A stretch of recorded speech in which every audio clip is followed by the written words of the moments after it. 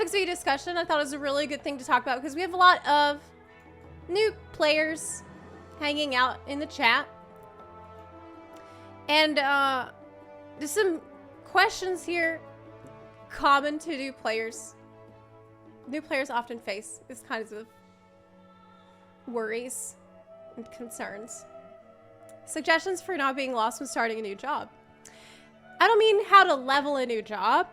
I have seen threads about that and kind of understand the ways I can get XP. I wanted to try Dancer or Reaper. Good choices. Excellent choices. These are my two mains, so I love this guy already, or girl. You're awesome. I unlocked them and realized I now have 20 to 30 new skills and gauges and meters I have no idea anything about. I think Dancer is an example of a job that might be particularly overwhelming in a degree that is extreme compared to how simple the job actually is to play, because there are so many procs for Dancer that are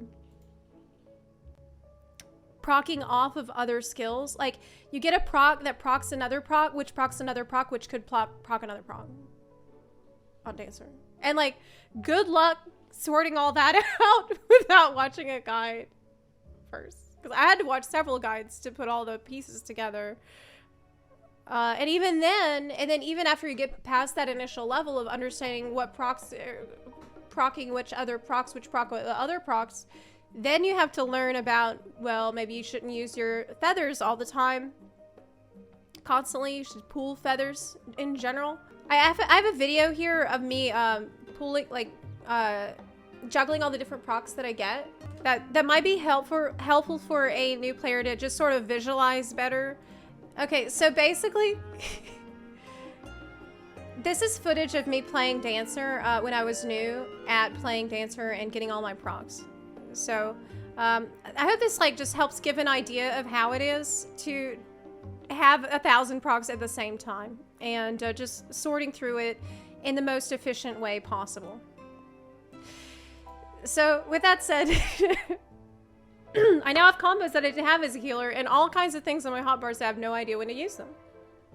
I understand. I can read the descriptions. Okay, that's good.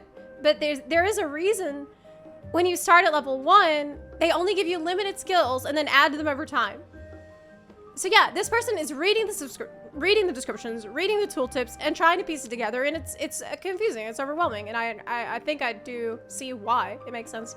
Maybe I'm a simpleton, but in WoW, I have never played Death Knight because starting at the 50th level felt weird. But even there, they ran you through a tutorial where you went out open world, so to speak. Yeah, you do have the Death Knight starter zone, which I guess does help you try out stuff a little bit better. And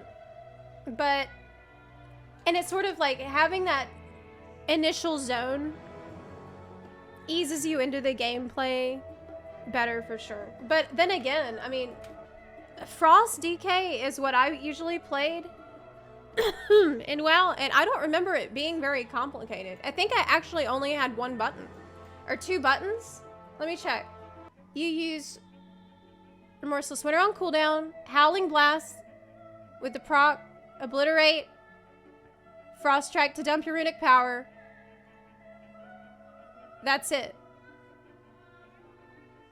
Okay, so it's 3 buttons, not 2. My bad. So then you go from that to Dancer, which is like, assuming you're using the same website, which you probably are. You don't have a set rotation. Okay, you're gonna get a 50% chance of getting this one or this anytime you use this or this. Then you have all these different other parts of the rotation, the different steps that are immovable in the placement and the part of the parts that they have in the rotation, and where they're gonna come up depends on how your opener is. And remember that you need to learn how to do your opener correctly, so that way everything else is gonna line up properly in the course of the rotation, and it will line up with other people's buffs in the party.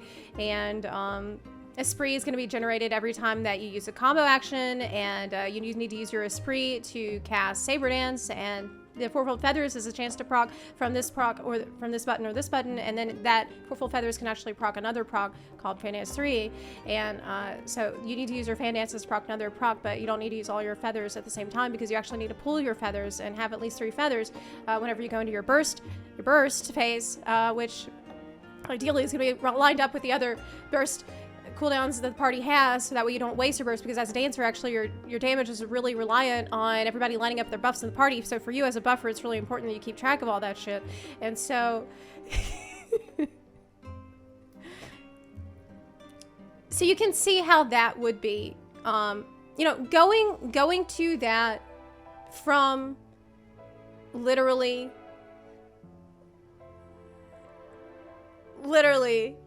4 buttons. Literally 4 buttons. Could be a bit jarring, right? Even though, in practice, dance is really simple. It's one of these situations where I think it's true for a lot of Final Fantasy jobs. Explaining it makes it sound like a galaxy brain job, but when you actually do it and it clicks for you, it's not bad at all. It's really not bad at all. But I think for a new player, and that's the whole point of this post, it can be overwhelming, especially if you're coming from a game that has less buttons than you have in Final Fantasy. So I do think that it would help a lot to have some kind of system where you can test out all of your abilities in a more normal way. Sometimes people will say, oh, but you can go into Palace of the Dead at low level and you can test out all of your abilities up to level 60. But Palace of the Dead is a really shitty place to practice your rotation. Like, it's an insanely bad suggestion to do that. Really. Because, look, I spend almost all my time in Palace of the Dead. If you're going in there at a low level, things are gonna die way faster than you can even get through anything resembling a normal rotation. You would, I guess, just need to go to a training dummy, but it's not really encouraged to do that. And even if you went to a training dummy, it doesn't necessarily mean that you would know the correct order to put skills in. So it also feels like, with the example that they gave of Death Knight and WoW, having that starter zone, it feels more like learning the job is a seamless part of playing it. It feels like having to go all the way to a training dummy to test out your abilities and go through your rotation. Like, that feels kind of lame when it might be more fun if they could incorporate that learning process into gameplay better. Because a lot of the main story quest is cutscenes and talking and story dungeons and trials that are an okay place to test out your stuff, but not that reliable. So I don't know, I think like a dancer school, Hall of the Intermediate, basically something I ask for all the time. Different like school, like job school for that would like maybe teach you the basics of how your job should work. I think might be nice, might be helpful to have. I was thinking about this actually because a few weeks ago, Josh Drive Hayes made a video about tutorials in games. And like, what's an example of a good tutorial? What's an example of a bad tutorial? And the good tutorials are the ones that feel like you are playing the game while you're learning. And honestly, I don't feel like hitting a training dummy. Like, I feel like that's a good way to refine your rotation and to get everything like perfect and get really comfortable. But for learning the basics, it doesn't feel like that fun, right? It doesn't feel like gameplay, like engaging gameplay to go to the training dummy and try to sort all that shit out. In 14, I leveled a Scholar, and now I'm an 87th level Summoner for free. I have no idea how to play. I'm the opposite. I know how to play Summoner, but Scholar, like, do not make me play Scholar. But I can queue for DPS rolls with. You're gonna be fine on Summoner, don't worry. Like, knowing how to play Scholar and not knowing how to play Summoner is a much better situation than knowing how to play Summoner and not knowing how to play Scholar, because you're gonna have a harder time learning to play Scholar, I feel, than learning to play Summoner. Seriously. Like, whenever I did the media tour and I tested out new Summoner, it took me about 10-15 minutes to understand what the gameplay was supposed to be like, because it's very obvious. It's very straightforward what button you need to press next. Like, I don't know how you can screw up. I really don't. I do not know how you can screw up playing Summoner. It's like, it could not be more obvious what button you need to press next. So when you load up a new job that doesn't start at level 1 and have no idea what to do with hotbars full of new skills, what do you do to not be lost and confused? In general, I think it's a great question. I think it's a really good question. Just watch hours of videos, trial and error, look at other sites. I personally go straight to the Balance Discord. That's my go-to. I go to the Balance Discord and I read about the job. I go to the resources channel for the job at hand and I read. First, I usually try to learn an opener, and then after I learn the opener, then I'll work on the rotation. I think it would be nice to have like a Hall of the Intermediate that gives job-specific like titles or job-specific glamour or rewards, or even like adventure plates that are special for your job that you can earn by doing really well in the Hall of the Intermediate. Because I feel like having more job-specific stuff besides just job-specific glamour and armor would be a nice thing to have. Because it feels like every expansion as far as job fantasy goes, especially now that we have role quests and we don't have like the huge job quest lines like we used to have. For job fantasy, we're mostly just getting that job AF gear every expansion. But I would like to have more job-specific stuff.